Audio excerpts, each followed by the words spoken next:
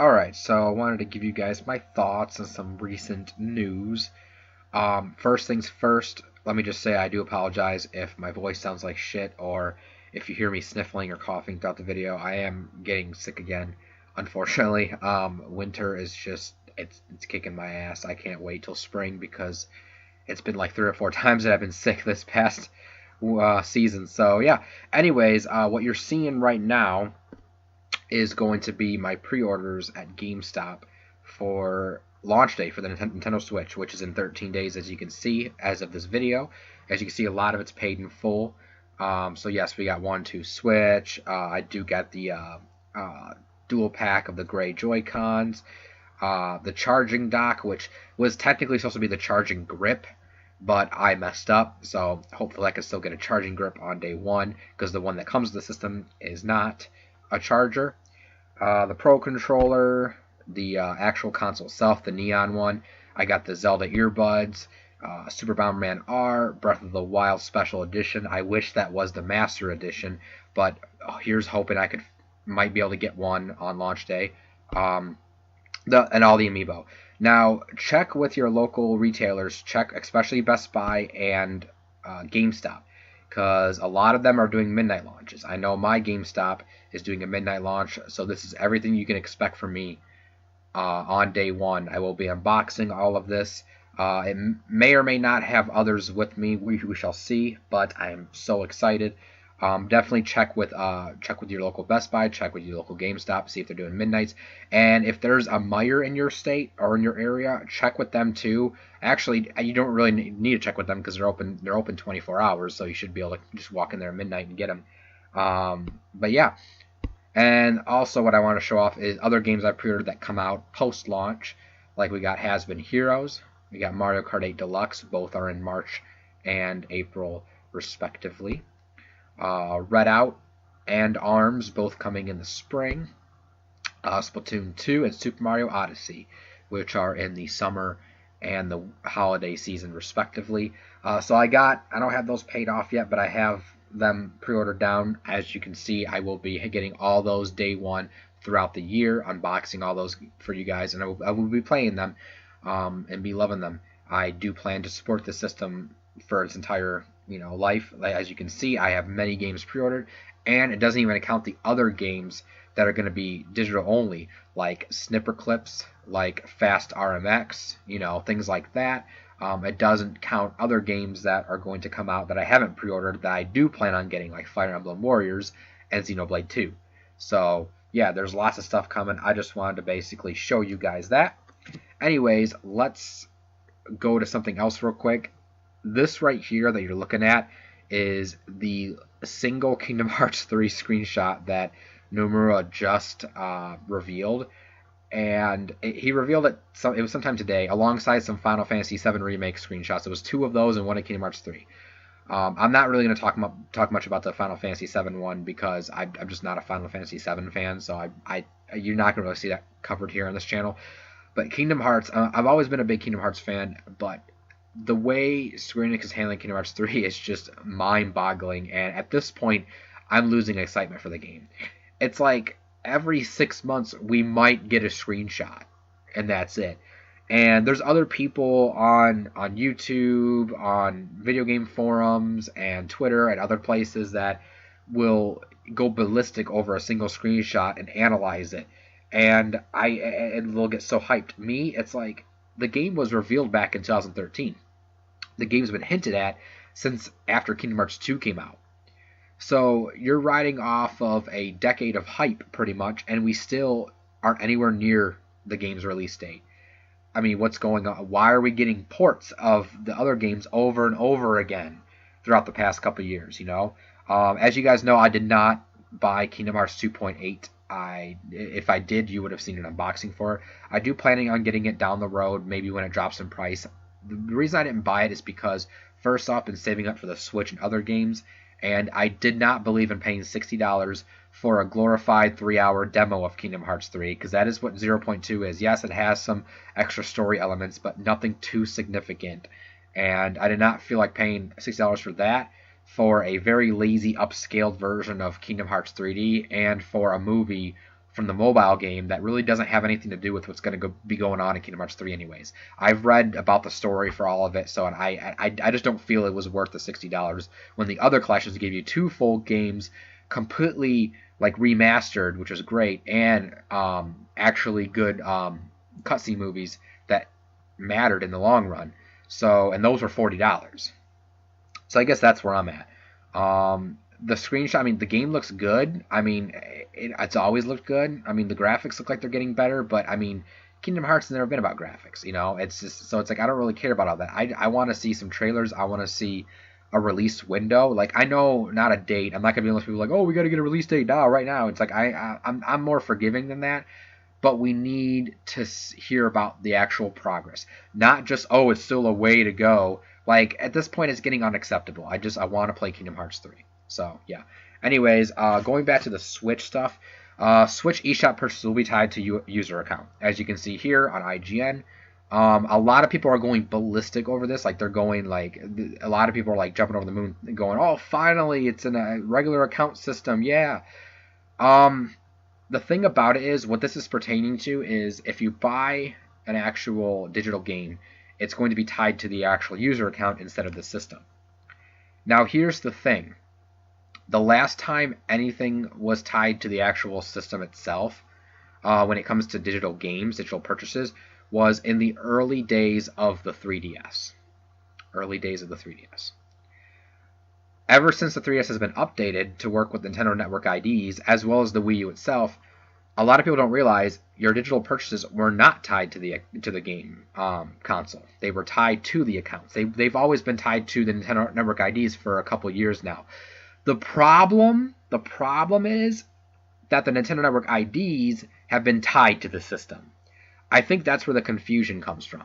So the fact that they're saying they'll be tied to a user account doesn't really mean anything if they're still going to make your Nintendo account only usable on one Nintendo Switch, which they haven't really, it hasn't really been confirmed yet. There's been rumors here and there of what they're going to do. We do know there's going to be, like, I think it's either 8 or 12 user accounts you can have on a single Switch.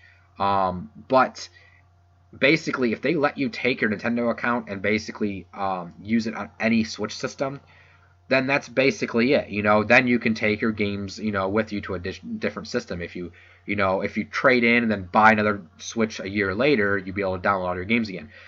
Now, the thing about it is, with the Wii U and 3DS, you could already do that. It was just a little bit more of a hassle because you had to, your account was permanently, like, linked or hard linked to the console itself. So if you traded in your Wii U and then, let's say a year later bought another Wii U, you have to call up Nintendo, and basically they'd have to transfer the account over to the system for you, but then you'd be able to download all your games again. Your games weren't exactly lost like they were if, you know, on the Wii or on the original days of the 3DS, or even the DSi.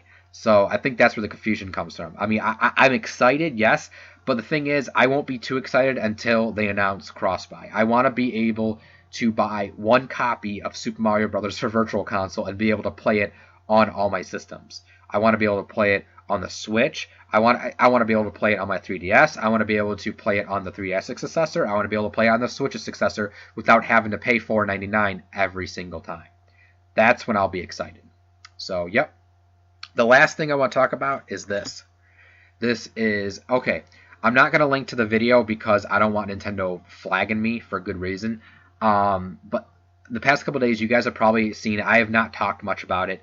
And I mean, I don't know if I watched the unboxing. I don't know if I've said anything on Twitter or anything about it, but I haven't really talked about the Hip Hop the Robot. He's a guy who got his Switch early a couple of days ago. He posted on an unboxing. He posted basically preview images of the eShop and the user interface and the settings and all that.